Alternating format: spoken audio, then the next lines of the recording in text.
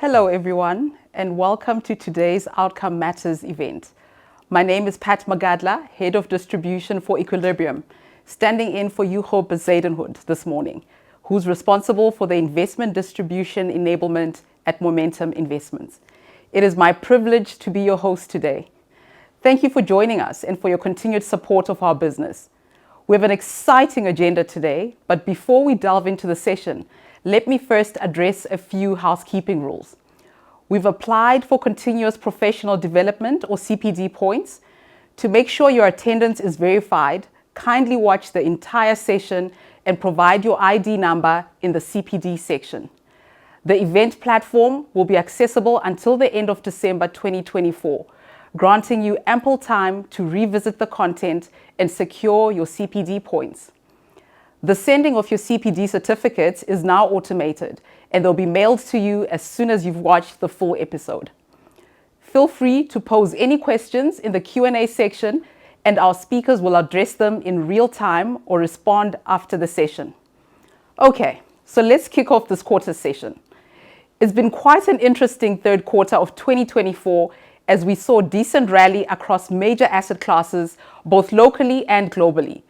From a local perspective, the post-SA election rally continues to gain momentum.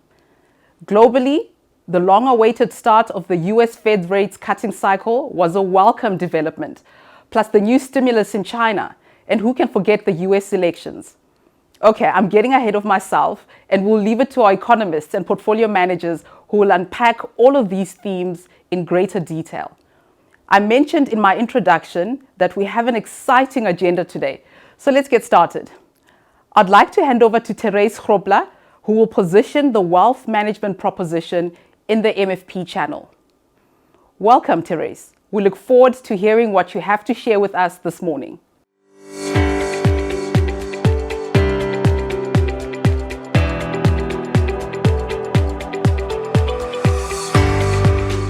Thank you, Pat, and welcome everyone. Thank you for joining the MFP Wealth Management team today for this important discussion on risk management in financial planning. As you navigate the complexities of building portfolios for your clients, understanding how to manage risks effectively is really essential for safeguarding their investments and building lasting trust. The purpose of this session is to help you understand the fundamentals of risk management, why it's essential, and how the wealth management team can support you. In today's session, we'll delve into the following essential topics. First, we will define what risk management is and explore its relevance in financial planning. Next, we'll discuss why risk management is crucial in our current environment. We will outline the risk management process, identifying various types of risk in financial planning, and discuss the wealth management team and how we can support you. Following that, I'll share practical tips for effective risk management, and we'll examine case studies that highlight proactive versus reactive approaches. Finally, we'll summarize the key takeouts from our session. So, let's begin. What is risk management? Managing risk isn't just about avoiding loss. It's about making informed decisions to ensure your clients meet their financial goals, no matter what happens. Risk management in financial planning involves identifying, analyzing, and mitigating uncertainties that could impact a client's financial goals. It helps manage both external risks, such as market, economic, or regulatory risks, and also client-specific risks, for example, health complications or unexpected lifestyle changes. Whether it's preparing for market volatility, adjusting to changes in the regulations, or accounting for unforeseen personal events, a solid risk management strategy protects both you and your clients. As an advisor, one of your key responsibilities is to balance these risks so that your clients can pursue returns while maintaining an appropriate level of safety, based not only on their unique risk profiles, but also their financial objectives and time horizon of each investment. Think about the impact of the COVID-19 pandemic.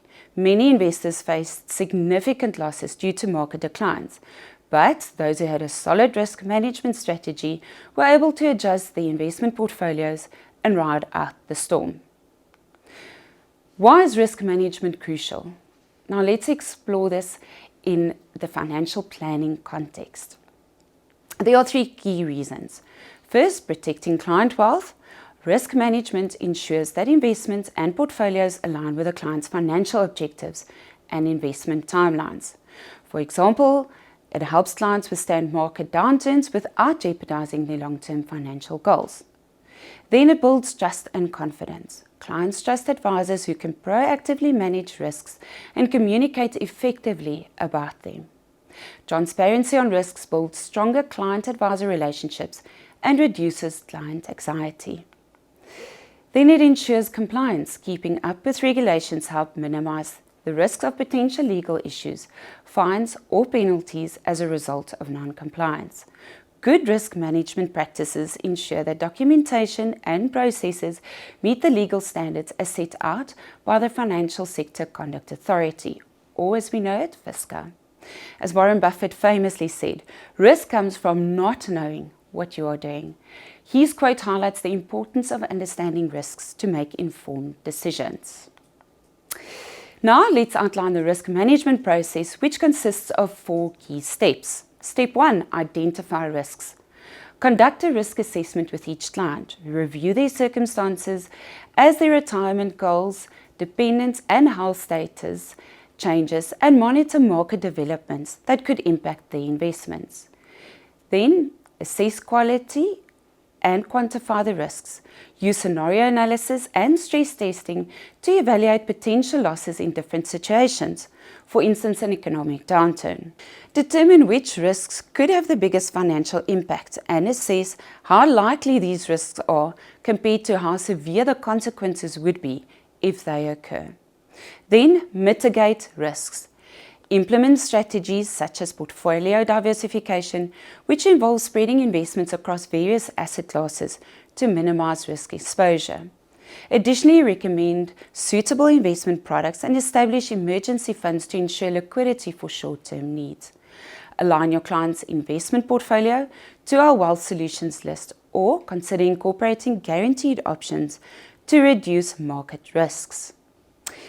Monitor and review regularly. Schedule portfolio reviews at least annually with clients to reassess their risk tolerance and their financial goals. Adjust portfolios and investment strategies when significant life changes occur, such as marriages, birth, retirement, to ensure clients remain on track with their financial goals. Lastly, staying informed about market shifts and updating clients accordingly is crucial for effective risk management.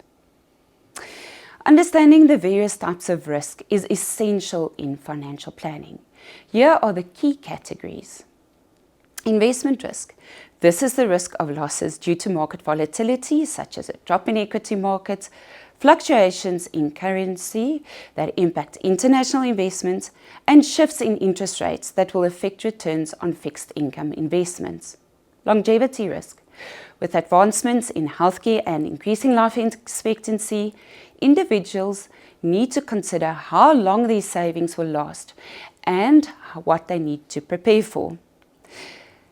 Health and life risks. Health issues can lead to increased medical expenses or a reduced income, which can drain financial resources.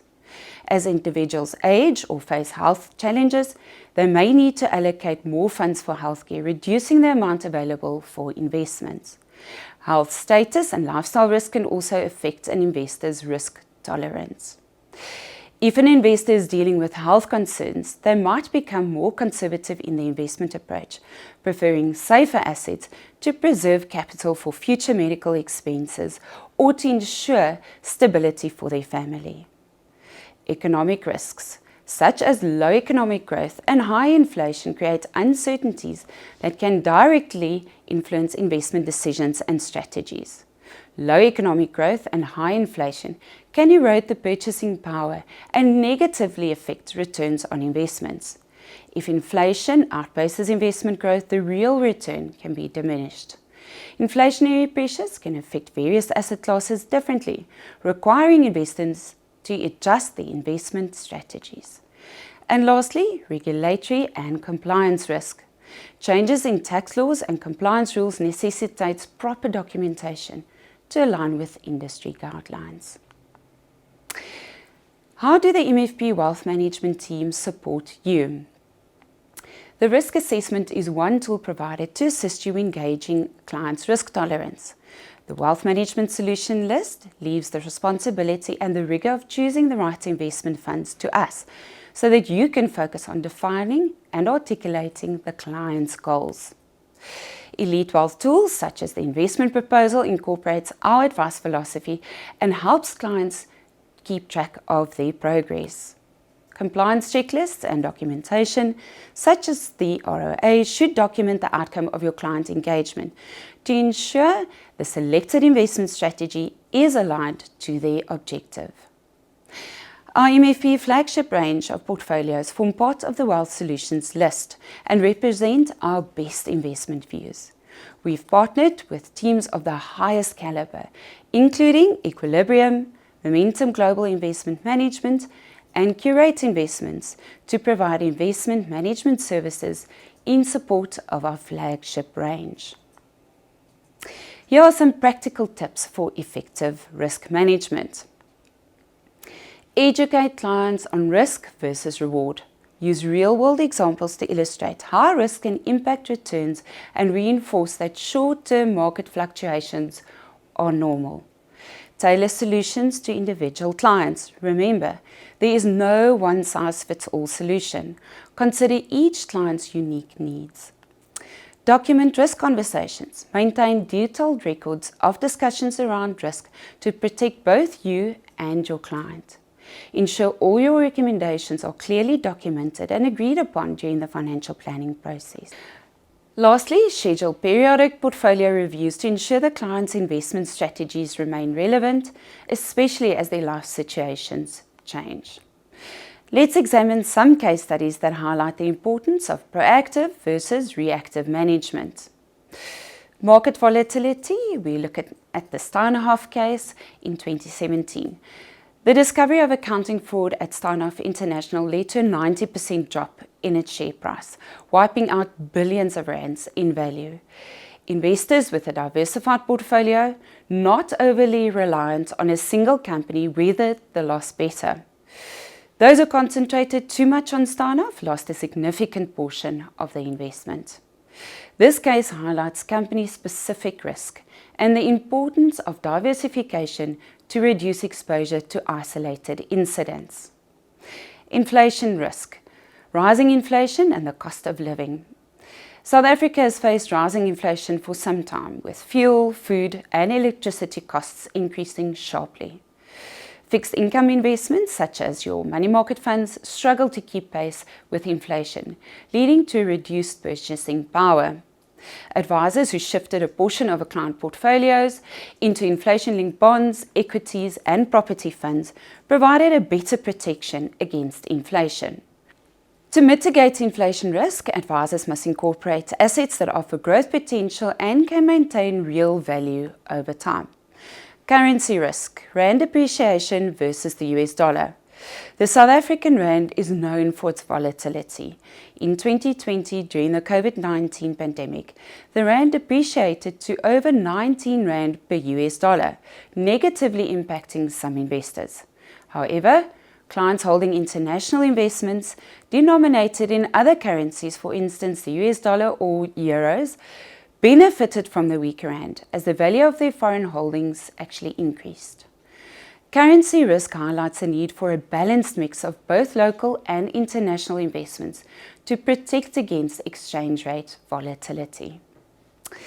Longevity risk, South Africa's growing retirement gap. In South Africa, many retirees are now outliving their savings. Research shows that more than 50% of South Africans are financially unprepared for retirement. With longer life expectancies and rising healthcare costs, many retirees face financial hardships late in life. Advisors who incorporate annuities or guaranteed income products help clients avoid running out of money. Long-term planning with regular portfolio reviews also ensures clients stay on track.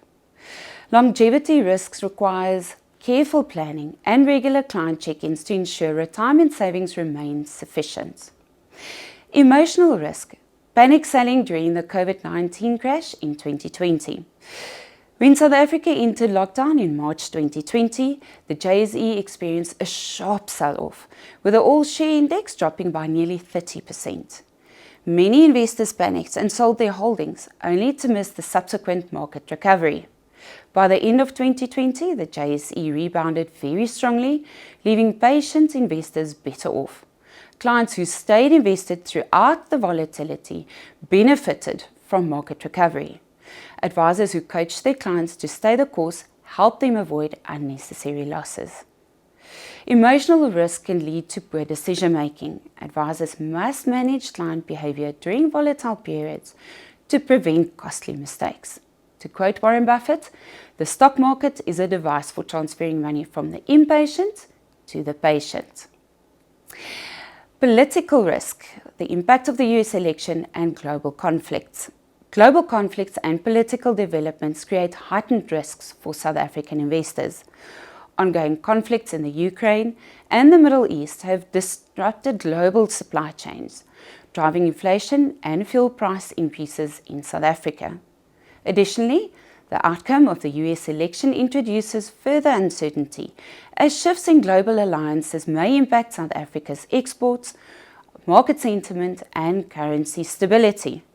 Proactive diversification is essential to manage these political risks. To navigate such uncertainties, advisors should explore international investments and inflation-protected assets, helping clients mitigate the impact of market fluctuations. Diversifying across asset classes and regions offers valuable insulation against potential disruptions.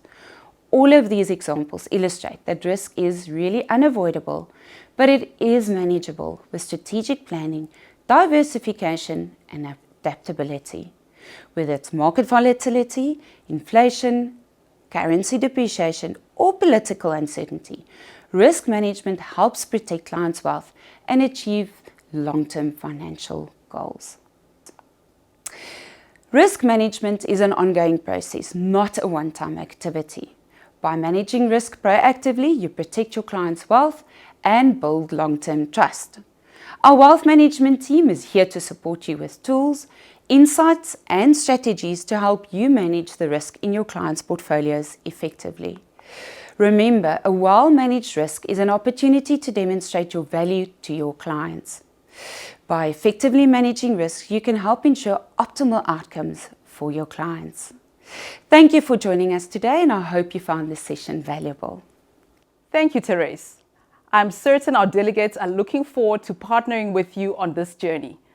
I will now hand over to our economists, Sanisha Pakrisamy and Tiamo Masike. Over to you, Sanisha and Tiamo.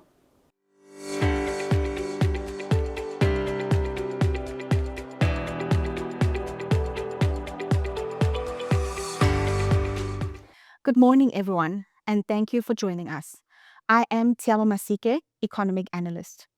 An astounding 73 countries are making their voices heard in national elections in 2024. So far, 63 countries have held their elections with over 1.5 billion votes cast worldwide. However, none have carried the same global significance as the recent United States presidential race. To discuss the resounding impacts of the United States presidential elections on the economic and political landscape globally, I am joined by our chief economist, Sanisha Pakrisamy. Thank you for joining us, Sanisha. On November 5th, more than 158 million Americans cast their votes, nearly matching the record-breaking 2020 election turnout at close to 65%. Donald Trump has secured a decisive win in both the Electoral College and popular vote, making the first Republican to do so since 2004. The Republicans have also gained control of the Senate and at the time of the recording are poised to potentially win the House, positioning them with full control of the executive and legislative branches. This outcome would grant Republicans great degree of control over what comes up for debates at votes. Based on the US election results and the exit polls, several demographic groups showed surprising shifts in the 2024 presidential elections. We saw that Donald Trump has increased his voter share in 85% of the counties, and this is based on 95% of the votes being counted so far, relative to 2020. What, in your opinion, Sanisha, are some of the biggest demographic shifts that have underpinned voter preferences? Thank you so much, Siamo. It's lovely to be here with you again. I think if we look at the support that Donald Trump garnered this time around, we've actually seen him get into voter bases where he wasn't prevalent before. So in particular, we've seen that he's actually got quite a big chunk of Latino male votes this time around, acquiring about 54% of that vote. Now that is nearly more than double what he acquired in 2020. And if you look at the border states and the areas where immigration was quite a big debate, that's essentially where he got the voter base. We also see that in terms of the black male voters, he also crept into that jurisdiction as well. Now, if you look at where Kamala Harris got the vote, still 80% of the black vote, but much less than what she had acquired or what Biden had acquired back in 2020. So down about 10 percentage points. And this is essentially where Trump got in, and he got more of that black male vote. Now, in some of the swing states, we actually saw that Trump had doubled his support base from that black male vote. Quite significant, especially given all the talk about immigration this time around. Now, generally speaking, you often have quite a lot of support from the black voter base in America because of the civil rights movement that is promised by the Democratic Party. However, this time around, we do have a very big cohort of young voters coming through, and they're a little bit more experimental with their vote and now looking to place their vote outside of the Democratic Party. We also find that, Trump had a very good electoral campaign, really talking about the economy as one of the key priorities. And if we look at the voter base, what were they concerned about in the run-up to elections? The economy. So essentially, even with all the immigration talk, the fact that Trump had punted the economic progress of America, I think that's really what took hold of the voter base. Now, you can also look at how the demographic voter patterns shifted across the education spectrum. And so, yeah, Harris was still quite successful in getting quite a big chunk of the college-educated voter base, but again, down again about 10 percentage points from what Biden had acquired in 2020. So she did lose a bit of ground there. And if we look at it from a socioeconomic perspective, the working class is still in support of Trump. So he managed to get about 55% of those non-college voters. So quite a significant support base there. So I think in a nutshell, he managed to retain the traditional support sectors of the Republican Party, but he also managed to get into the Latino and black male voter base. And that really is what I think shifted the dial at the end. So, throughout Trump's 2024 election campaign, he made bold statements on the economy, such as, "My message is simple. Make your products here in America and only in America. I'm promising low taxes, low regulations, low energy costs, low interest rates, secure borders, low, low, low crime." If any of these policies are to come about, the timing of them and the size of the policies will matter a great deal for the global economy. What areas of the economy do you think investors should keep a close eye on? Otsiamo, during presidential election campaigns, it's very usual for the presidential hopefuls to come with these sweeping promises of how they're going to reform the economy. And so, very much in line with how populist leaders do it, they'll say that they're coming with very easy resolutions to very complicated problems. And by its nature, it does then imply that some of these promises are not going to be fulfilled, and some of them might only be partially fulfilled. In other words, quite a lot of economic hurdles to face going on from here in order to fulfill all these electoral promises by the end of his campaign. Now, if I look at where he sort of focused on in the run-up to the actual election, I would say there are probably about 5 key areas that Trump touched on. So the first key area is on the fiscal dynamics. So we know that a lot of the Trump tax cuts that were implemented in his first term of presidency are set to sunset at the end of 2025. These are now likely to roll over. He also promised that he would also cut corporate taxes. Now, that I think is going to be quite problematic, especially in an environment where the government debt pile in the American economy is sitting at 120% of GDP. And we've seen that their fiscal deficit is around 6.5% of GDP. So, an enormous debt pile with the promise of further tax cuts does imply an even bigger debt problem down the line. The second issue is around trade. And under the Biden administration, there was a concerted effort to do multilateral trade agreements, which really promoted globalization. However, under a Trump regime, we're expecting more of a bilateral approach, so doing trade on a country-by-country basis. Now, we know that Trump has made a lot of noise around the imports of Chinese goods into the American market and wanting to slap on a 60% tariff on those goods. So I think we will see something around tariffs coming through quite quickly. The third area is on immigration. And he's made, again, very big pronouncements about the mass deportation of illegal immigrants in America. And I think this, again, is one of those areas where, populist leaders will make a very big pronouncement, but it's actually quite difficult to execute on. The fourth area of concern is, of course, deregulation. And admittedly, the American economy may have gotten itself into an area where it was overregulated. So some deregulation could actually help the economic recovery along. But in other areas, deregulation might be quite negative for the social repercussions for the American economy. So let's take gun control as an example, where gun control measures have been effectively implemented. Rolling those back may not actually be that good for society. The second area there would be something like revoking climate change issues, and that would be very negative longer term for social well-being, not just for America, but globally as a whole as well. Now, the fifth area I would say surrounds itself on global security issues. So for the longest time, the US economy was known as the global policeman on the global political stage. However, Americans over the last couple of years have expressed a sentiment that doesn't really want America to be positioned as the global policeman anymore. And so if the US economy reins back on military spending, it does mean that other global superpowers in Europe or in Asia now have to increase their military spending in order to fill that power vacuum that is left behind by the US economy. And ultimately, that can mean that we are in an environment of more fiscal spending and larger fiscal deficits globally. Let's unpack the 5 key policy sections that you just outlined. And I think let's start with fiscal dynamics. So the debt to GDP ratio in the United States is quite high. As this rises, we may find ourselves in an environment where there are concerns over the United States government's ability to manage its fiscal responsibilities effectively. If confidence in the United States fiscal policy wanes, it can lead to an environment where the United States dollar depreciates as investors seek safer assets elsewhere. Is this cause for concern about the United States dollar as the global reserve currency? I think especially given that we are seeing discussions about alternative currencies such as the BRICS. In my opinion, I think we're going to be living in a US dollar denominated global environment for some time. And I think for a number of years from here. Now, could that period of time be shortened under a Trump 2.0?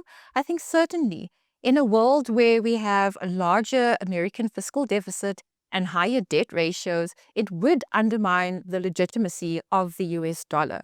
However, for as long as we have the US dollar as the world's reserve currency, I believe that America can potentially kick that debt can further down the road. Now, what gives us confidence to say that? If we look at some of the characteristics of the US dollar, it still makes up 60% of the world's reserve currency. And it has come down because central banks are now looking to other alternatives like gold. Secondly, the US dollar has unparalleled liquidity. So there's no other currency that has the same amount of liquidity, globally speaking.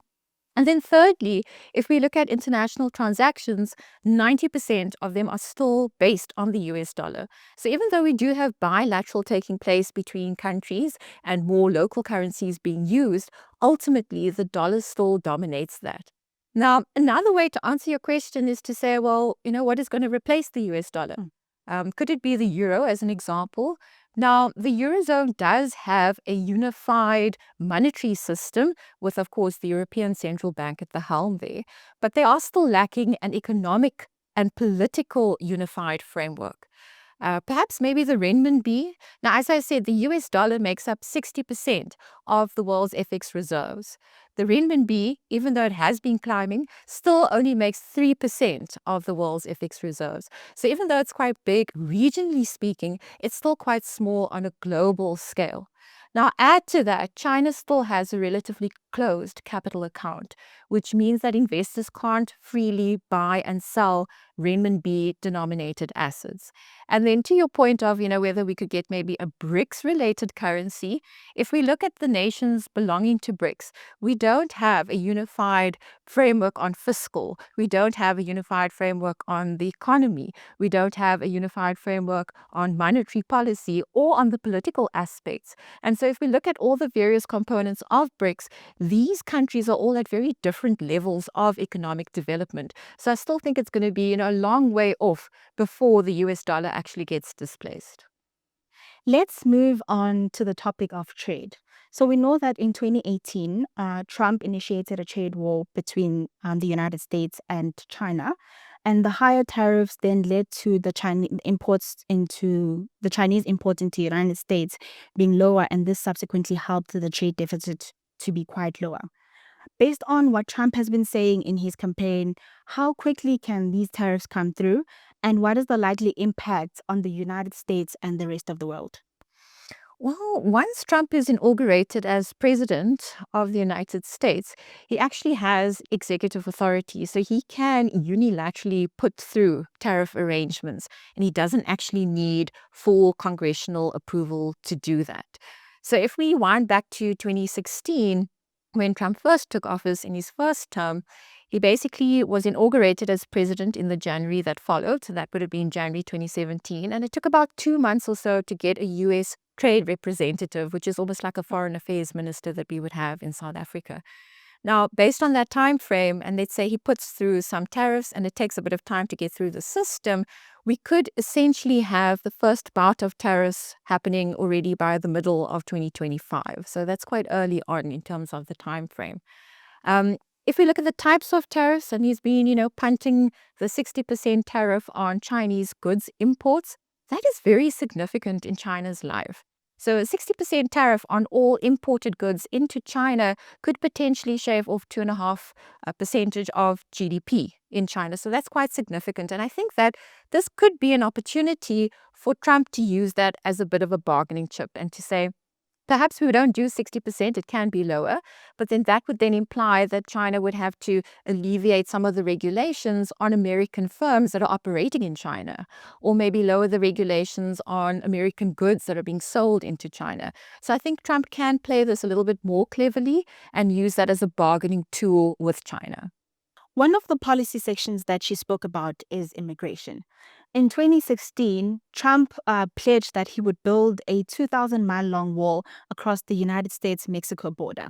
So during his first term, just over 450 miles of this border had been completed, and less than a fifth of it was actually built in areas where there were no barriers previously. To top it off, we also saw that this wall was actually funded by the United States government to the tune of 15 billion US dollars, instead of the Mexican government like Trump had initially stated. What is the likelihood that Trump will be successful in his promises of mass deportation and immigration? Well, Bank of America put it quite nicely and said that, Trump can probably control the flow of immigrants into America much better than he can control the stock of immigrants that are already there. So some of the numbers that he's put out there are probably a massive overestimate, and it's probably likely to be, a fraction of what he had initially estimated. And so if you look back historically, it has only been one administration in 1954, and this is based on JP Morgan asset management calculations, under Eisenhower, where they did Operation Wetback, where they actually managed to deport between 1.1 and 1.3 million back into Mexico. Now, that was quite significant, but it's basically only happened once, and I think it's going to be quite tricky to get back to those numbers again. And also since that point in time, we've also seen the labor force morphing. And so if we look at the US labor force, about 19% are foreign born. So this is up from about 16% about a decade ago. And if we look at the foreign born immigrants in America, about a fifth of them are in jobs that are related to services and another fifth in managerial or professional roles. So I think, going down this track of this mass deportation and, very heightened immigration rules could actually result in massive labor shortages in the American market. That would then push up wages and push up inflation, and we could get some backlash on economic growth. Also, the legal implications of the deportation can be quite severe and would probably end up in, massive court fights. If we look at the numbers that have been estimated by the American Immigration Council, to deport 11 million would actually cost the taxpayer about 970 billion US dollars. And I don't think that is really a price tag that Americans want to pay. So, Sanisha, both deregulation and increased drilling, in Trump's famous words, drill baby drill, were framed as means to achieve greater energy independence for the United States. What are some of the implications of deregulation under a Trump administration? If we think back to 2008, this was a typical example of not having enough regulation in place. And that's how we ended up with a lot of financial instability. So I acknowledge that some areas of the American economy may now actually be overregulated post that global financial crisis period. However, in some areas, for example, deregulating cryptocurrency could instill another bout of financial market instability. Now, in other areas of the economy, we could get, some deregulation taking back from the socioeconomic repercussions that could enhance the American society. And here I'm thinking about issues around environmental regulations that could actually help climate change. Now, in that kind of world, even emerging markets that are reliant on the American economy for funding would then also have to pay back some of their projects that are related to combating climate change. If we look at, for example, how Trump interacts with the global environment in order to try and achieve climate change goals on a global scale, it could actually create quite a lot of friction from a diplomacy point of view as well. I think that ultimately moving on a slower trajectory towards a clean energy economy can potentially help an economy like South Africa, ironically, because we are quite heavy on coal exports. Now, all in all, I don't say that, we're not going to progress on climate change, but I think that level of progress is going to be much shallower under a Trump 2.0. Let's talk about the ongoing geopolitical tensions currently. We have the Ukraine conflict and the wars in the Middle East. Now, the United States has significant influence over both these wars, and this is because of its global influence, its strategic interest, and historical involvement in these regions. We also know that the United States has provided substantial military aid to the Ukraine, and it's a leading member of NATO. So, based on his 2024 campaign and previous policies, we can get a sense of how his stance can shift in terms of Israel from the current administration. What, in your opinion, how can this stance possibly shift, and what can we expect in terms of the resolutions of both these wars? Well, let's take the Israel-Gaza war first. They've just now marked 1 year of conflict there. And we've seen that Trump in the past has always been anti-Iran and very pro-Israel. So I think, it is likely that we could potentially see more implications for Iran coming out of this kind of world where America takes a much tougher stance, and we could see more tariffs against Iran or more sanctions against Iran. And with regards to Israel, I think they will be in favor. So to try and get to this quick resolution of the war, it may imply that Israel would then have to undergo the partial annexation of the West Bank, and a lot of those conflicted zones might actually end up as being Israeli territory. So in favor of Israel and definitely not in favor of the Palestinians. We'd also see maybe a partial reconstruction of Gaza under a Trump-led regime. But that doesn't necessarily mean it's going to benefit Hamas. I think they will do everything in their power to ensure that the rest of the Gulf states and to try and rebuild that alliance network will actually push out Hamas even further in that kind of environment. If we look at the Russia-Ukrainian war, well into the third year of conflict there. And again, I think it's going to be, a try to get a quick resolution in place in order to lower market volatility. And Trump was very bold. So he said, the first day in his presidency, he wants to ensure an end to the Ukraine-Russian war. And I think that's going to be, quite a difficult target to achieve. But I think it is going to be a little bit of a balance, trading off between the economic incentives and the political concessions for Ukraine. We know that Ukraine is extremely reliant on the US for military aid as well as financial aid. Without America, we know that Europe's defense capabilities are just not yet ready to take that over. And so that does leave Ukraine in quite a difficult position, and they may in fact need to cede some of their land, like Crimea, like parts of Donbass. And of course, the big question then is whether President in Russia, Vladimir Putin, would actually accept the amount of land that he then takes on. I think in order to promote stability in the region, we would also see a bit of a freezing of the conflict on some of those major battle lines. Now, we spoke a little bit about NATO, and I think this is, an area where Trump has, in fact, been right. So a lot of the NATO countries did not, in fact, spend enough on their military defense systems. And I think going forward, there will be an even bigger push from Trump for these countries to step up military and defense spending. And that means we could be living in an environment of much wider fiscal deficits and higher global government debt. Mhm. Let's touch on other concerns relating to this new administration. So, the one concern is that Trump will likely shift the court's ideological balance to the right by um, appointing more justices, more conservative justices to the Supreme Court. We've already seen that in his first term, he appointed 3 justices. Any additional conservative appointments could further entrench this shift for decades to come. Then we also saw concerns about Jerome Powell and whether or not he will be asked to step down. What we've seen is that his legal team did indicate that the president, Donald Trump, wouldn't have the authority to take down him or any of the governors, in fact. Where does this leave us in terms of central bank independence and monetary policy, since we've already started the monetary policy easing cycle and we've seen 75 basis points of cuts already?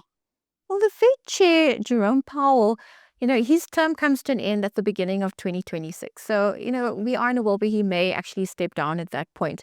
But up until then, we do firmly believe that the checks and balances are there to promote central bank independence. Yes, it will come under severe questioning, just like it did in this high inflation episode where inflation touched 8 and 9% in the US economy. But we think ultimately Fed independence survives. So just like we saw post the 2 wars that, saw inflation ratcheting higher, longer dated inflation expectations actually held intact because of central bank independence. And we think that this will continue to prevail in the US economy. Now, we know that we are going to be living in a higher inflationary environment. And so if you had to take into account the immigration policies that Trump is proposing and the tariffs on top of that, capital economics then suggests that we could get inflation about 1% higher than the baseline by the time we get to 2026. So this can imply that the Federal Reserve may not be able to actually cut as much as what they would have under Harris administration. So your terminal rate or end of cycle interest rate could be higher. But because of the importance of the Fed to the rest of the global economy, this could potentially extend to other emerging markets, including a nation like South Africa's own central bank. I think that's a good point to bring it back home to us. How does the US elections affect ordinary South Africans like you and I? I think the biggest, standing point is essentially trade. So if we think about, America First policies, it's very protectionist and very nationalistic in nature. That hurts globalization. It also hurts the emerging market trade channel, of which South Africa is a part of. Now, South Africa falls under what we call AGOA. It's the African Growth and Opportunities Act. It's preferential trade lines that South Africa has with the United States. Now, about a quarter to a fifth of our trade to the US falls under AGOA. And so if any of the negotiations around AGOA go south and turn sour, it does mean that that portion of trade could be negatively affected. But it's mostly concentrated in specific areas. So, for example, agriculture, if you think about citrus farmers in the Western Cape, or automobiles. So it wouldn't necessarily be a broad brushstroke against all the trade that we do with the US economy. Now, that's just looking at trade. Now, outside of trade, we also have foreign direct investment. And South Africa, even though we've managed to reorient our trade with the rest of the world, emerging markets over developed markets, with regards to foreign direct investment, we are still very reliant on places like the Eurozone, like the UK, and of course the United States. And so we could see a dip in flows of FDI to South Africa. And then thirdly, the broader emerging market channel. So where there are, a lot of question marks around how trade policies are going to evolve from here, we could see more market volatility, more periods of risk off, which then means that investors shy away from, perceived riskier assets like emerging market assets, like the South African rand. And if the rand is on the back foot for a protracted period of time, we could actually see inflation expectations edging higher, and that could prevent our own central bank from cutting interest rates by too much. Now, we've seen that the South African Reserve Bank have mentioned that they want to get to the neutral rate, which they see somewhere between 7 and 7.25%. But we think that, further than that would then lead to that area where we are uncertain about all the inflation risks out there. So I think, taking a more cautious approach to monetary policy in South Africa is probably the right thing at this time. Now, fortunately, in South Africa, we've also had our own set of elections following May 2024, and we had quite a favorable outcome of a government of national unity, which is trying to promote structural reform in key areas of the economy to buffer up trade growth.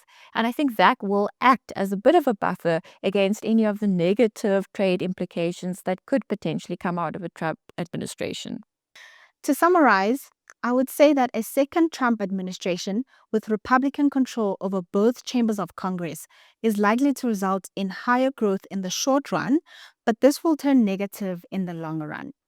Higher inflation outcomes should limit the extent of interest rate cuts, and we should see larger fiscal deficits globally as countries in Europe and Asia are forced to raise military spending. Moreover, less global cooperation is on the cards when it comes to things like fiscal sustainability and combating climate change. Fortunately, as you've mentioned, in South Africa with the new government and continuation in structural reforms, this should usher in hopes of better growth prospects in the medium term.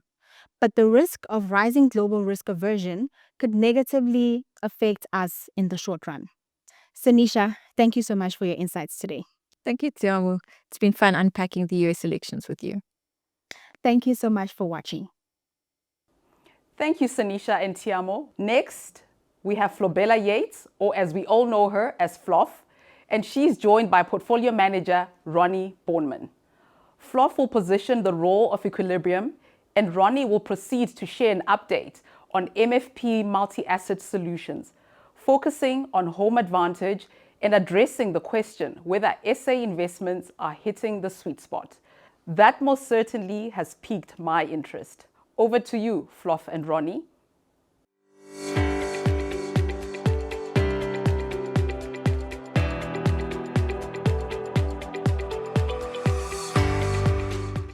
Thank you, Pat. Good day. As you may recall, at the MFP conference earlier this year, we explained that all MFP's assets would, in future, be managed by Equilibrium. I'm happy to announce that we received the final FSCA approval, and the Momentum Focus Fund of Funds moved on to the Equilibrium's license on the 1st of October. This means that from 1 October, both the MFP Focus model portfolios and the Momentum Focus Fund of Funds are now managed by Equilibrium. For you as an advisor, nothing really changes in that the two portfolio managers, Rupert Gessing and Ronnie Bornman, have already been managing the ranges together and aligning them in preparation for this eventuality. As you know, we began by aligning the local equity component so that the managers in both ranges were the same. Then we moved on to the offshore equity component, which was done between May and July. The final step is to align the property component. For property, we moved from separate local and offshore property managers to a flexible property mandate, where we appointed a manager to make the asset allocation calls between local and offshore property based on their views of the sector.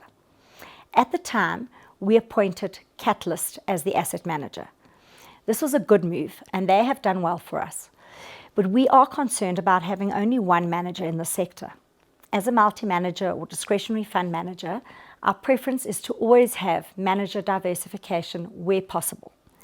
With the recent launch of Sesfakile's flexible property mandate via Curate, we now have the opportunity to add a second manager. And so we will be allocating some money to the Curate Flexible Property Fund over the next few months. This will result in the property building block having 2 managers going forward. As your investment team, Equilibrium remains committed to helping you execute on your advice process by ensuring that we have solutions across the full advice spectrum.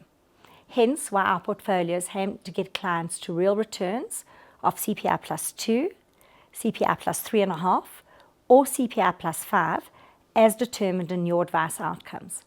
We're busy trying to see advisors around the country and hope we'll be able to collaborate more closely with each of you in reaching clients' advice outcomes together.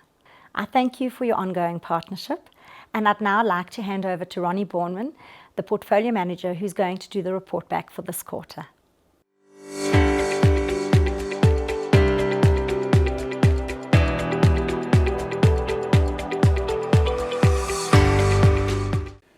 Thank you, Floff, and thank you, Pat.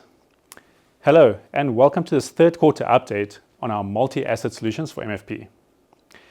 In this update, we'll focus on the focus range of model portfolios and the focus range of fund of funds. I'll guide you through the key market drivers in quarter 3 and how they impacted our funds and also how we are positioned going forward. Now, Q3 was rather eventful, with 3 main themes standing out. The long-awaited Fed pivot, the ongoing rally in South African markets, and the remarkable performance of the Chinese market after a surprise stimulus announcement in September. Starting with the global policy shifts, 7 out of 10 developed market central banks have cut rates this year, aside from Japan, which raised rates in July. This, combined with mixed economic data from the US, caused a brief but sharp spike in the VIX, or fear index, as the Japanese carry trade started to unwind.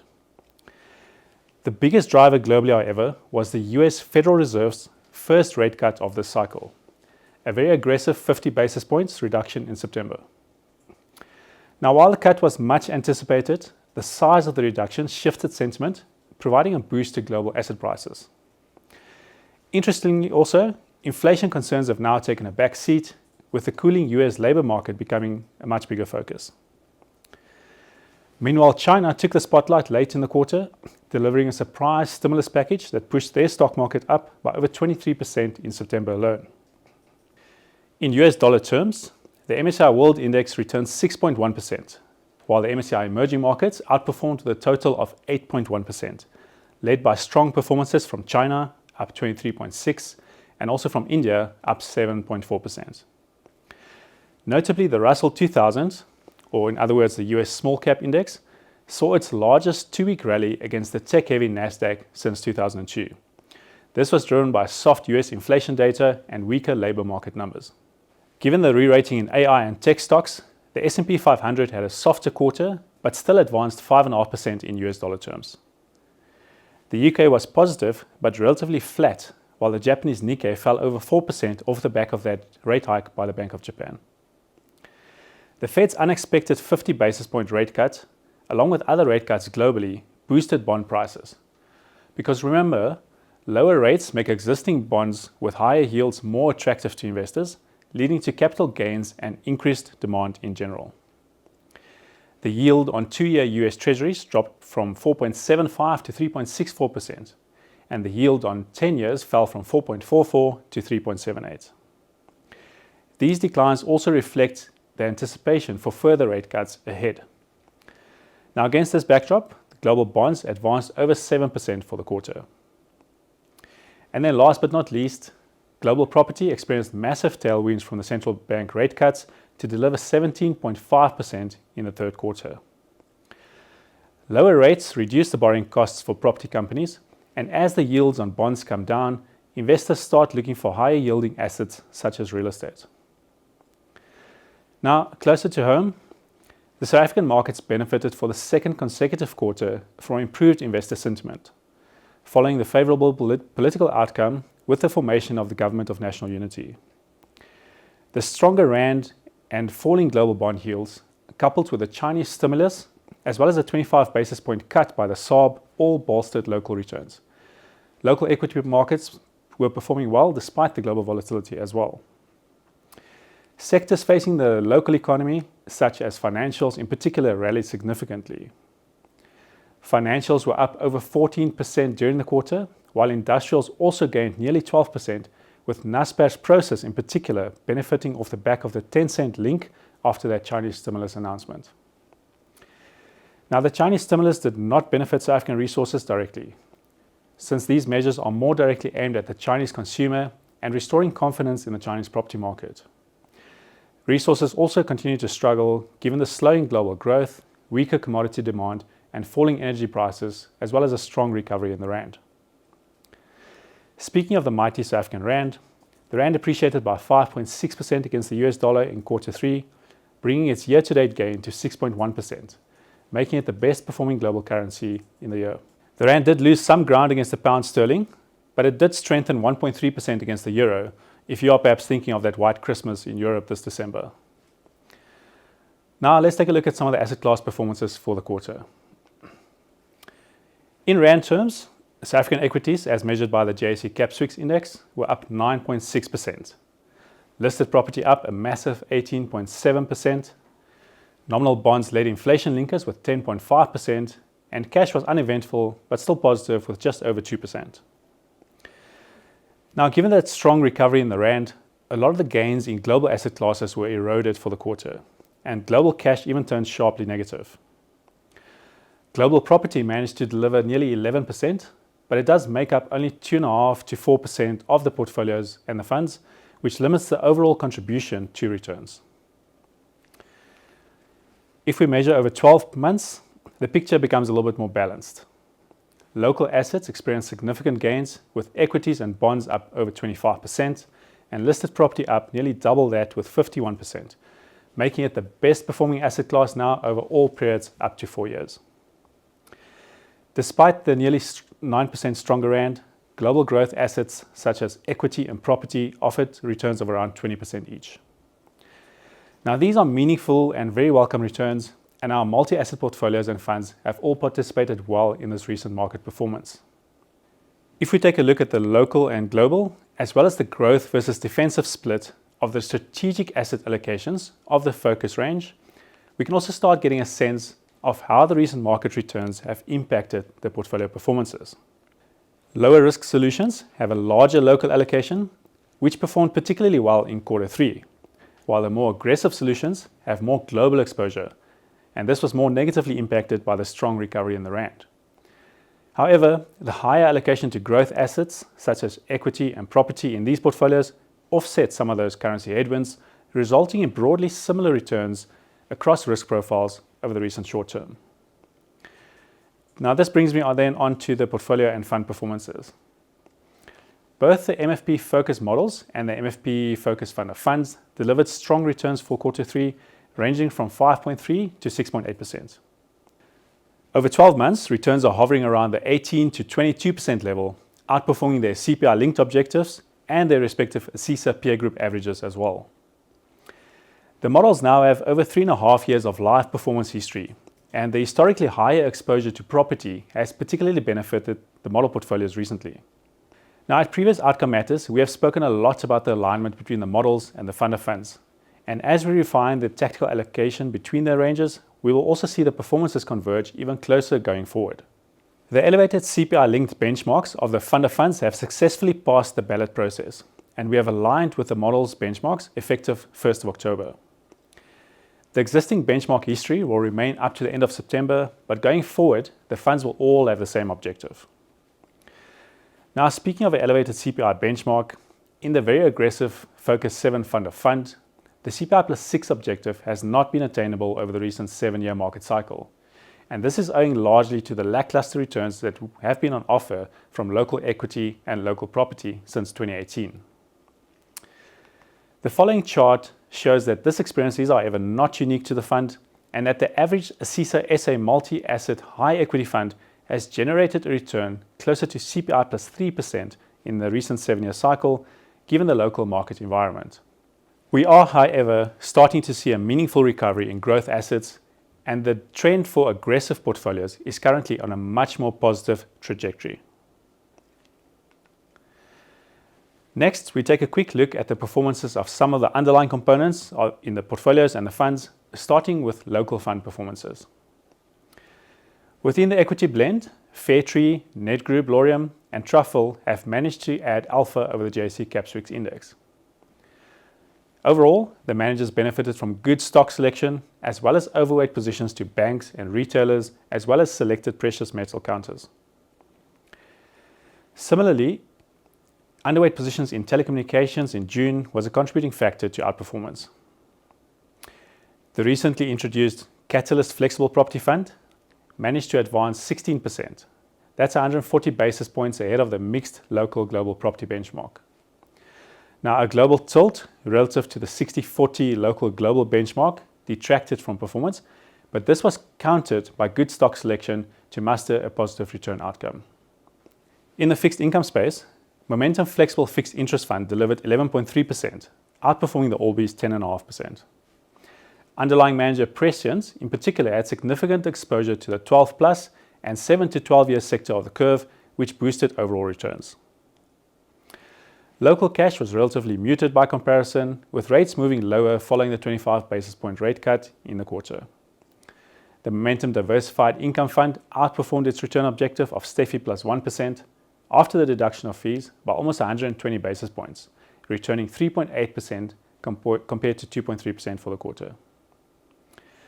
Over 12 months, the 4 sub-managers in the fund, namely Fairtree, M&G, Granite, and Prescient, all outperformed their objective. And then lastly, the Curate Momentum Enhanced Yield Fund added 2.6%, also outperforming the STEFI index. Moving on to the fund's global mandates, despite healthy returns of around 6 to 8% in the Curate and Coronation Global Equity Funds in dollar terms, the 5.6% strengthening of the rand eroded much of those global returns in absolute terms. On a relative basis, the funds ended the quarter slightly behind this index. Underweight technology, financials, and energy assisted, but stock selection in tech, financials, healthcare, as well as consumer discretionary detracted. Global bond mandates ended in line or ahead of index, while global cash executed through Coronation's Global Strategic Income Fund added to outperformance. Now, looking ahead, with inflation continuing to moderate, growth forecasts revising upwards, and most developed market central banks initiating a rate cutting cycle, the risk for a hard landing or no landing continues to abate. However, recent data has surprised to the upside, making the pace of future rate cuts difficult to call. Sentiment in SA is, however, improving after the formation of the GNU government, improved load shedding, and also the SARB cutting rates as inflation starts to cool. We therefore remain bullish on SA equity, although the recent strong returns have seen a lot of counters returning to fair value levels from the previously cheap valuations. Similarly, the recent fortunes in the listed property and local bond market implies potentially less upside from here going forward. We are therefore taking a more neutral stance on these asset classes. Global equity valuations remain full, especially in the US, and the strengthening rand is a limiting factor to further upside on this asset class on a 12-month view. We have therefore trimmed our global positions and are taking a more neutral stance overall. Emerging market equities are, however, screening attractively, and we remain tilted to a moderate overweight in this asset class. So to wrap up, Q3 was a strong quarter for local markets, driven by improved political sentiment and positive global developments. Our funds performed well across the board, driven particularly by local equity, bonds, and property. Looking ahead, We are cautiously optimistic with a focus on maintaining balance and selectively seeking out opportunities where we see the best risk-adjusted returns. As always, we'll continue to monitor the markets closely and adjust our positioning as needed to protect your investments and take advantage of market opportunities. That's all from me today, and thank you for your ongoing support. Thank you, Floff and Ronnie. It most certainly looks like South Africa has turned an economic corner, and it's cause for quiet optimism. It's also reassuring knowing that as MFP, you are using a set of solutions that are well supported by a team of investment professionals. Next, we shift gears a little and go to our colleagues in London. Richard Stutley is a portfolio manager from Momentum Global Investment Management, and he will share with us a global update and address the question, are the tides changing?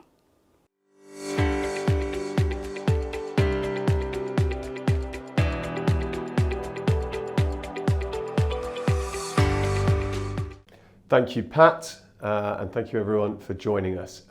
We've titled this, Are the Tides Changing? What do we mean by tides? I think the big themes would be inflation. Is that now under control? And secondly, market leadership. Are we now starting to see a bit of a move away from those growth names, from those very large cap names, which by association means, are we seeing a change and a move away from the dominant US market? Well, let's go on and think about those themes.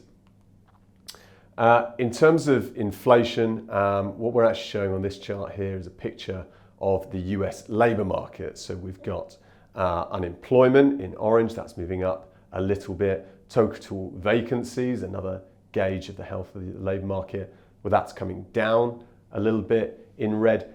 Now, if you were to overlay inflation on this chart, what I think you'd see is that monetary policymakers, not just in the US, I'd say broadly in developed markets, have done a really good job thus far of bringing inflation down without crashing economies. It's certainly the case in the US where, as the title said, yes, the labour market has softened, but it is not that weak. We do not look like we're in recessionary conditions as yet. And despite that, inflation really is now back under a decent level of control. So that's good policy making. With inflation coming down, no surprise that we've seen a big fall in bond yields. The fall has been driven by lower real yields, as it said there. But what you can see on this chart here, if you just look to the right-hand side, that would be Q3, the latest data. And you can see, be it in red, 2-year yields in the US, be it dark blue, the 10-year yield, be it in lighter blue, the 10-year real yield, all of those coming down quite sharply. And that favoured, as we'll go on to see, a lot of asset classes. Here it is then, asset class returns in Q3. I'm describing this as an everything rally. That's to say that in particular, things that were out of favour, things like property securities, like emerging markets to an extent, all of them did extremely well in Q3. On the far right-hand side there, that's 16% plus return from global property, an extraordinary return for a single quarter. That tended to benefit the funds. When one thinks about what was going on within equity, and as we know, this really has been thus far a year dominated by growth stocks, by stocks linked to the AI theme, where we started to see perhaps the tides changing, a bit of a rotation into other areas. So as it says here, it was in fact growth and those large caps I referred to at the start that underperformed. How do you tell that from this chart? Well, if you look at the growth section, that's the lighter blue, the light blue columns, they're pointing down, as is the size factor in orange on the far right-hand side.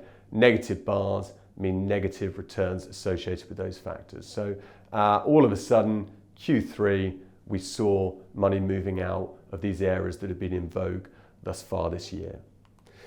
A very similar view here then, just looking at what's been going on within equities. All of a sudden, the Magnificent Seven in the orange there, struggling more in the third quarter. alongside the whole semiconductor index, which is there in the kind of purpley color. What it meant was that all of a sudden it was the equal weighted version of the S&P 500 that did better than the main quoted index, and that's because it was larger companies, it was larger growth companies that suddenly struggled in Q3. More of the same, but perhaps even clearer if we think about underlying sectors. Far right hand side there, IT, very strong year to date, but in fact one of the weakest sectors in Q3. Instead, all of a sudden it's areas like materials, insurance, banks, energy, etc. All of these unloved areas, more typically associated with the value style, that did well. One other key theme, I'm sure you picked up on it, how could you miss those sharply upward rising lines at the bottom there in orange, and I think that's a red. China, all of a sudden, it unveiled a stimulus package from the central government there, led to a huge reaction in markets right at the end of the quarter. We benefited from that, as we'll go on to see. We have some explicit China exposure. The market being this reactive to headlines about stimulus that as yet there's no detail around it, I wouldn't describe that as a particularly healthy shape for a stock market. We think Chinese equities are undervalued in parts. We like to have an exposure, but that kind of an exponential rise clearly will not continue. It is somewhat unhealthy, but thankfully we were there to participate. Quick reminder then, thinking about the funds, here is the overall team responsible for them. Key individuals, we've circled myself, and then top right, we've also got Jade Koish. We're primarily responsible for the portfolios. Of course, it's ideas sourced from this whole large and experienced team. Again, by way of a reminder, the three funds, cautious, managed, and growth, and this simple chart here just gives a sense of what they're typically invested in. No surprises, more bonds in a more cautious fund, more equities in a growthier fund. With a growthier, higher equity fund, you want to give that longer to work because equities at times can be grossly undervalued. You want to spend more like 7 years in that type of investment. You only need a shorter period if you're in a more cautious fund. That's what this chart is illustrating here. In terms of long-term returns, we have a track record going back to 2008. Here, each of the three funds is compared against their target rate, which is a cash reference rate, plus a pretty decent margin. One's always earning in the cautious profile 2.5% above what you would earn on cash. That rises to 5.5% above cash in the growth fund. So it's very clear that your money is working that much harder for you in investments like these than say you were to leave it in a deposit at the bank and in cash. Growth there at the top, doing very much what one would expect. Managed, doing very much what one would expect. Cautious at the bottom there in red, it tracks the target pretty well. It is doing what one would expect. Yes, as things stand today, we're a little bit behind the reference rate. That is because we've been in this bond bear market since 2022. We obviously would expect over time to catch up with the reference rate. Here then is returns for the quarter. A very strong quarter, as you can see there, all the funds returning of the order of 7%, adding to what's been now a very decent 12-month period, returns between 16 and 24%. Longer term, all the funds are close to their cash reference rates. Equally, because we've got the other comparator being peers, they're either in line or ahead of peers on the whole. Now, cautious at the top there is weaker. The main context there is if you think over 3 years, global bonds in which this fund is heavily invested, well, they've returned minus 3.4% per annum over 3 years. So there is the bond bear market I referred to a moment ago. Over 5 years, it's not much better. Those bonds have returned minus 1.2% per annum. So in that context, our return of 1.9% is somewhat better, albeit behind where we want to be. The cautious fund is also a bit behind peers, not massively, but a bit. This has been a period going on now for nigh on a decade, in fact, when keeping it simple has really worked. Now, what do I mean by that? Simple, lowly diversified funds that are concentrated in the US stock market, for example, funds that are concentrated in large cap equities, all of those have worked really well because that's been a dominant theme for a decade. Now, maybe when we think about peers, they've been in those areas, they've been overweight the US because they've correctly picked the environment. So maybe that is skill. It is hard, however, to distinguish that skill from a more passive, simple approach to investing, which would also have led one to be heavily overweight the US. So I think there are some question marks there. Are the tides changing? It's my punchline at the end, but it is far too early to say they definitively are. But will they change at some point? We think so, and we'd expect at that point to see some of these numbers on a relative basis being that much better in the cautious fund because we are more diversified. We have different ideas in the portfolios versus the average manager and certainly versus passive. So those are the latest numbers I wanted to update you on. When we think about the quarter, as I say, a decent quarter, what worked? Well, our exposure to all of those areas that have been out of favour and that rebounded. So specialist assets being one area. In terms of equity manager selection, it's our small cap managers suddenly doing well. It's our positions in markets outside of the US doing well. Commodity asset allocation, again shown there in the plus box at the top. Well, that's gold doing extremely well as it has done for a period. On the negative side, the only real detractor from performance over the quarter was our exposure to inflation-linked bonds. They underperformed your nominal treasury. We remain pro-inflation, so we think it makes perfect sense to have a decent amount of inflation-protected bonds in the portfolios. I'm not particularly worried about those. Here then are some of the returns of the underlying managers. In blue, I've just highlighted what I think are some interesting ones. At the top there, we've got our developed market equity implementation through the Momentum Global Equity Fund wrapper. That doing about 7.2% over the quarter, 30% over 1 year. So very decent returns there. I call it a wrapper because as we'll go on to see, and as you should always remember, this is a fund of funds itself. So this is just a way to get access to what we think are the best equity managers from around the world. I'll show you that in a second. As you go down then, next up is 24. That manager there is investing predominantly in floating rate asset-backed securities in Europe, returning 10%, quite an esoteric position.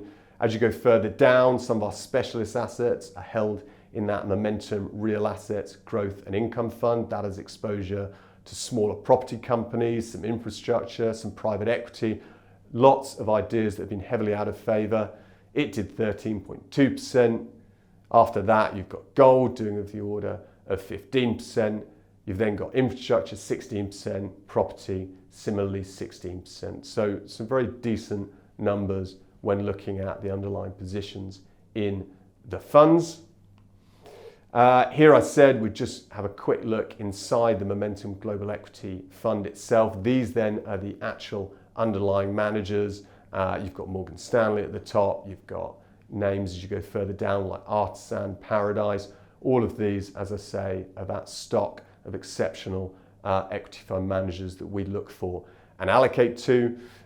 When you look at this chart, in terms of the 3 months to quarter, you'll see quality, the first section, doing pretty well.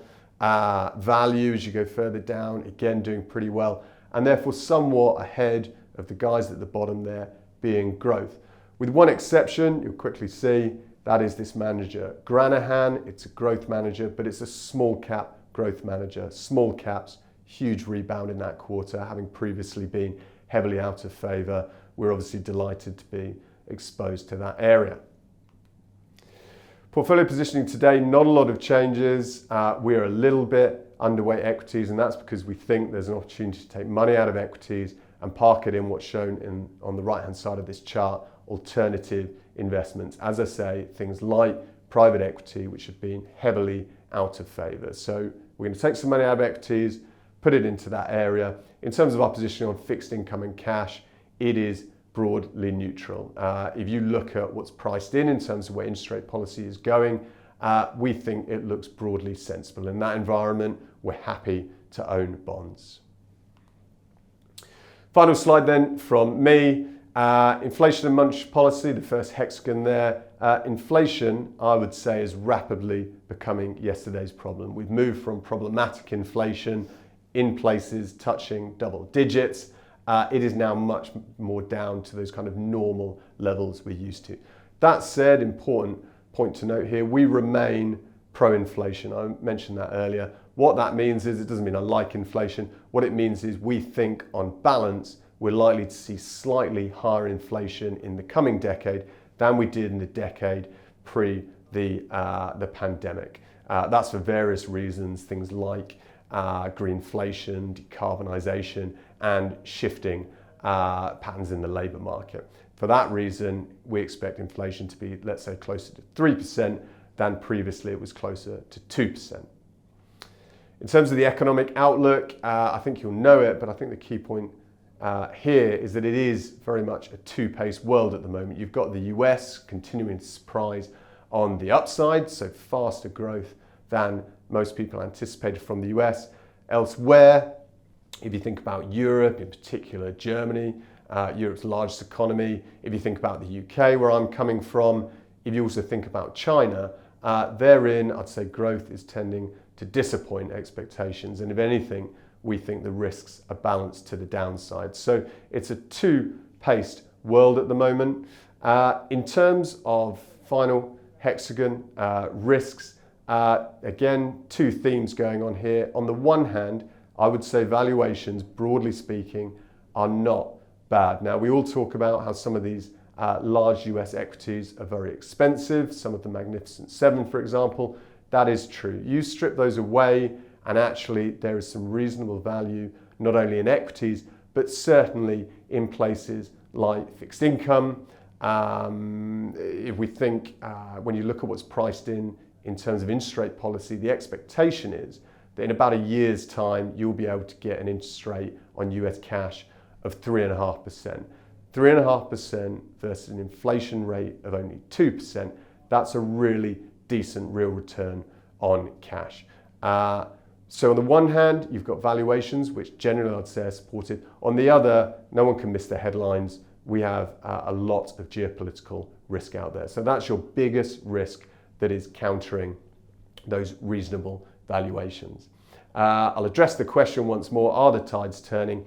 It is too early to say, but we do think there will come a period where we will see markets behaving quite significantly different from the past. We would expect to benefit in that environment through some of our positions, through our smaller cap equity managers, through our value exposure.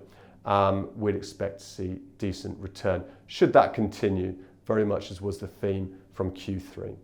Overall, when we look forward over, say, 12, 18 months, yes, there are those risks out there, but underlying it all are decent valuations. That aforementioned decent yield you're earning on cash, other bonds, and indeed decent valuations in part of the equity markets. That makes us pretty constructive on markets, even if we retain a bit of an equity underweight today.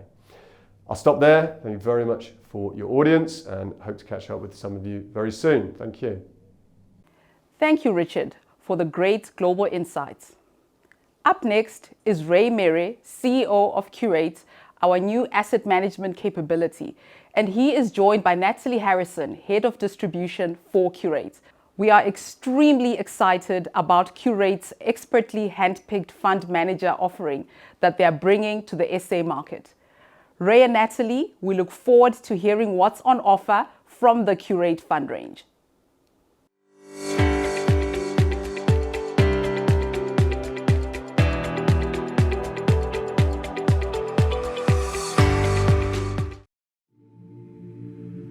To curate any exhibition requires comprehensive research, knowing your individual client's tastes, and understanding what shapes and drives their behavior.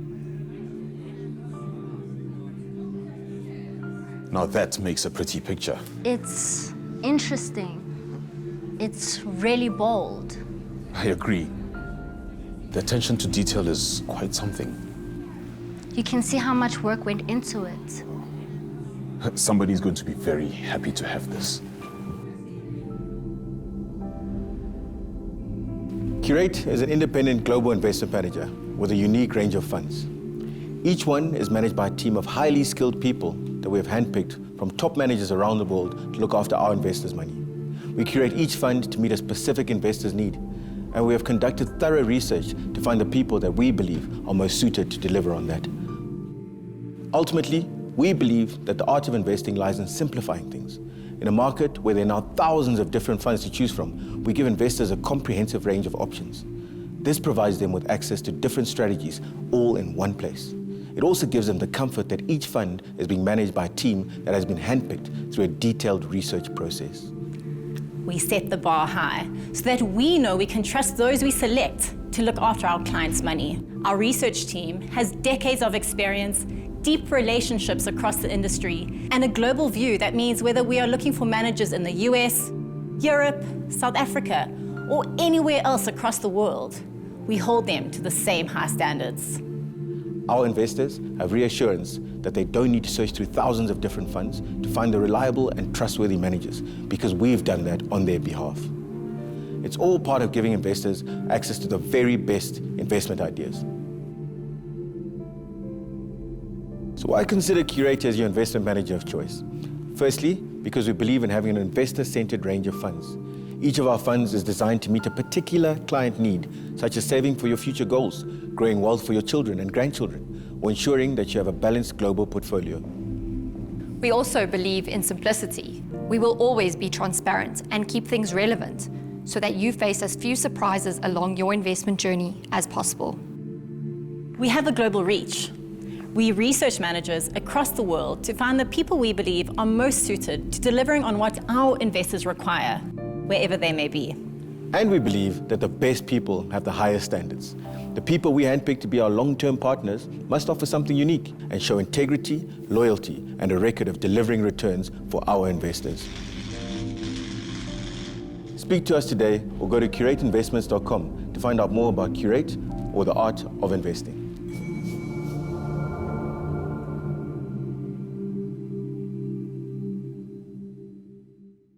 Thank you, Pat, and good day, everyone. I think the video you just watched perfectly captures what we stand for at Curate Investments and why we do what we do. At Curate, we handpick the best managers to take care of your clients' money, no matter where these managers may be based. We believe that people make the difference. Just like you, our clients have trusted us with their blood, sweat, and tears, with the expectation of us to protect and grow their wealth. That's why the managers we've selected are specialists in their fields, aligned with specific investment strategies and focused on delivering exceptional results. So who are these exceptional managers? In South Africa, we've partnered with Visio Fund Management, Momentum Fixed Income, Laurium Capital, and Sesfikile Capital. And globally, we've partnered with Evenlloyd, based out of Oxford in the UK, Jennison Associates from Boston, Lyrical from New York, and also Robeco from the Netherlands. As you can see, we've scoured the entire globe to find the best, because after all, that's what a curator does. We find and showcase only the best. And the great part for you at Momentum Financial Planning is that these managers are now part of the MFP Wealth Management offering, right alongside your multi-management solutions provided by Equilibrium. So where does Curate fit in then? On this slide, you'll see how Curate fits into your existing asset management offering at MFP. Our single managed unit trusts complement your house view fund of funds and model portfolios, enhancing your advice process and giving you and your clients more investment options.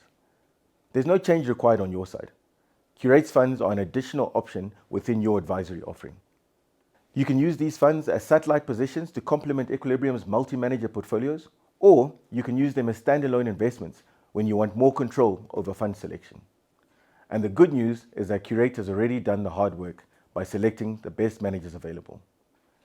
Now, while both Equilibrium and Curate feature exceptional managers, the approach is different. Equilibrium combines multiple managers within its portfolios, while Curate assigns just one specialist manager per fund. It's two distinct approaches, each offering a unique way to meet clients' needs. Now let's paint a picture with our local solutions. You'll recall the fund managers we introduced earlier. This slide shows exactly which funds they manage. Since these funds are single managed funds, each Curate fund is overseen by just one exceptional manager. And everything we do at Curate is aligned with the MFP wealth management strategy, ensuring that our range of funds meets specific client needs. For clients needing cash and income, we have the income funds that you already know, managed by the experienced Momentum Fixed Income team. When it comes to blending growth and stability, Visio Fund Management takes charge of the balance fund, designed for medium to long-term capital growth. And for those clients with a longer-term horizon, 7 years or more, Lorium Capital manages our equity fund, while Sesfikile Capital oversees the property fund. Our international solutions provide clients with global diversification and capital growth opportunities. Robico, a data-driven manager from Rotterdam, manages our Global Sustainable Equity Fund and Emerging Market Equity Fund. These funds provide broad market exposure and are low cost, making them ideal for core equity allocations. On the active side, we've recently launched 3 new global funds focused on value, growth, and quality strategies. At Curate, we are passionate about the offering that we've put together. Not only have we selected the best investment managers, we've also selected the best people. With that, I'm now going to hand over to Natalie to give you a bit more detail on what you can expect from Curate Investments and our asset management proposition.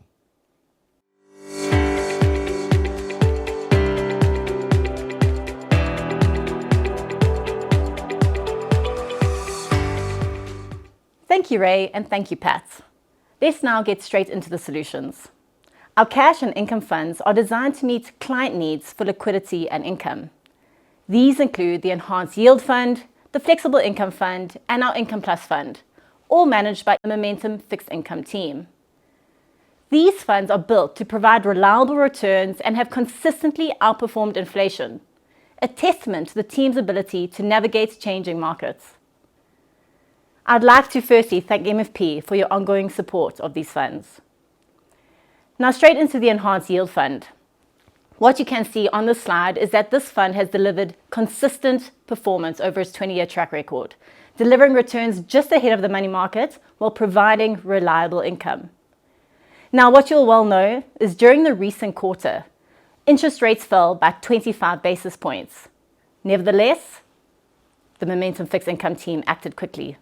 They capitalized on higher fixed rates, actively participated in credit auctions, and acquired assets in secondary markets at attractive risk-adjusted yields.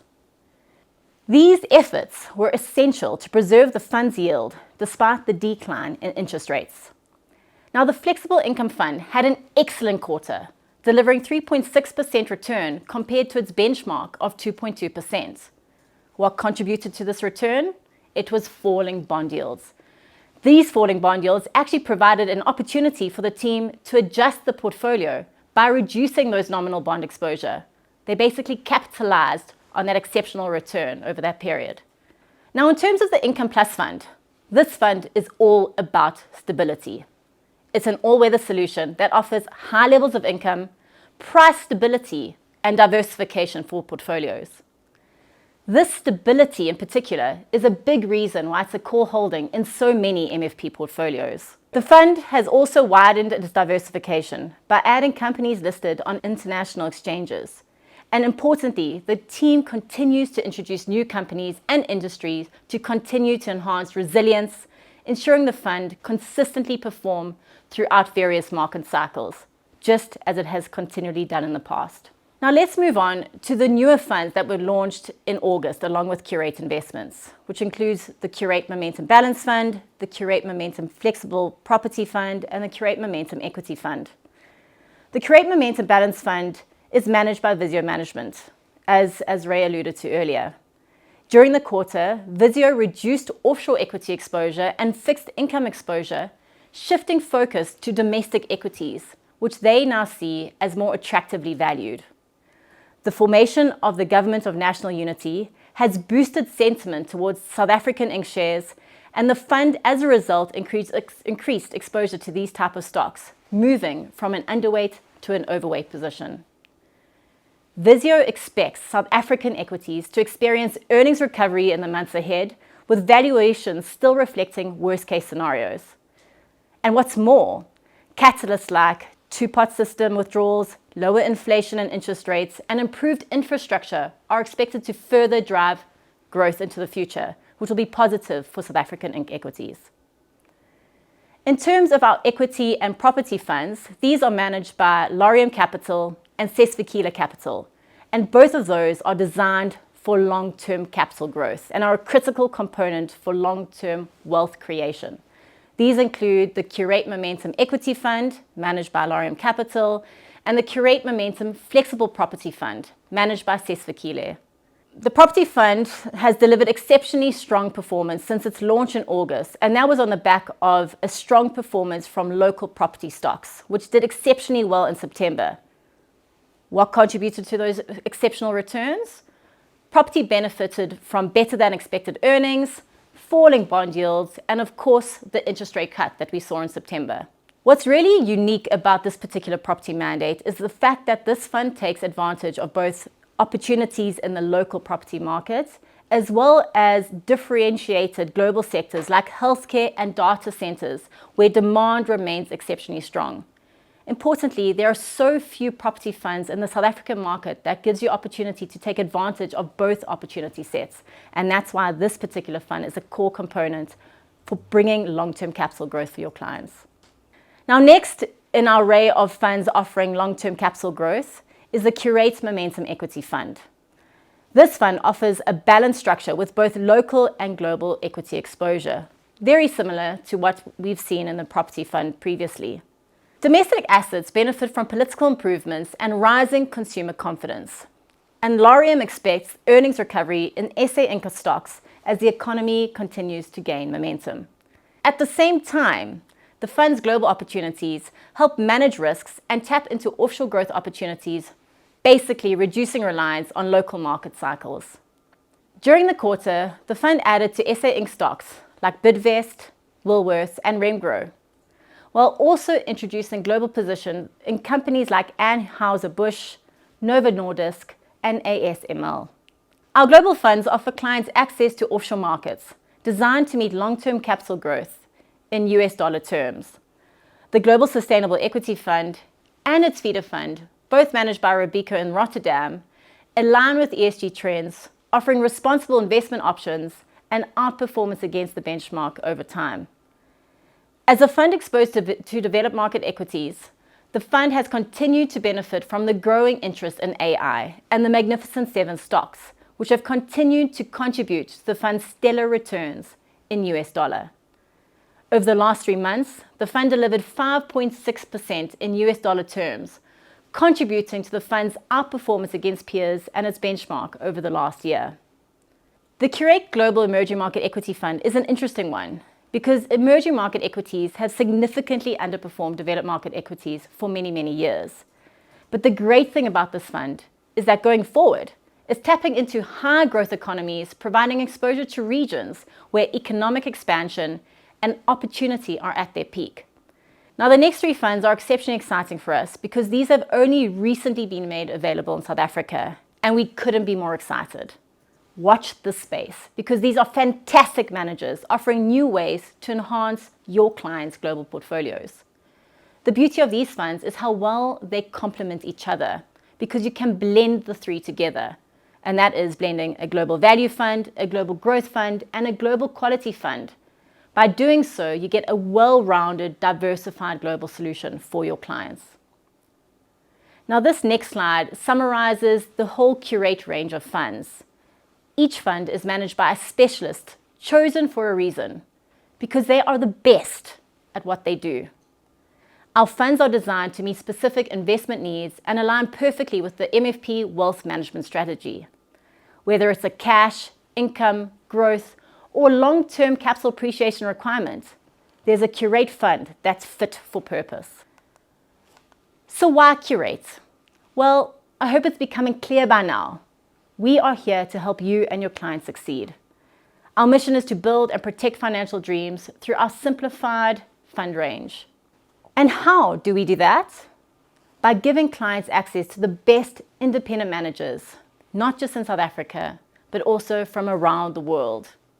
We've also brought new investment talent and expertise to South Africa for the first time through Jennison Associates, Evalone Investments, and Lyrical Asset Management. For the first time, we're delivering extra true diversification just for your clients. Our funds complement Equilibrium's multi-management solutions perfectly. You can use them alongside the Equilibrium portfolios, whether it's the fund of funds or the models, as satellite positions, or if you want, you can use them independently on their own right. And the best part is that our solutions fit seamlessly into MFP's advice-led approach, making it easier for you to build portfolios that align perfectly with your clients' needs. Thank you so much for your time. We look forward to sharing this Curate journey with you. Thank you, Ray and Natalie. Wow, I think I don't only speak for myself when I say I love what you've done with the branding.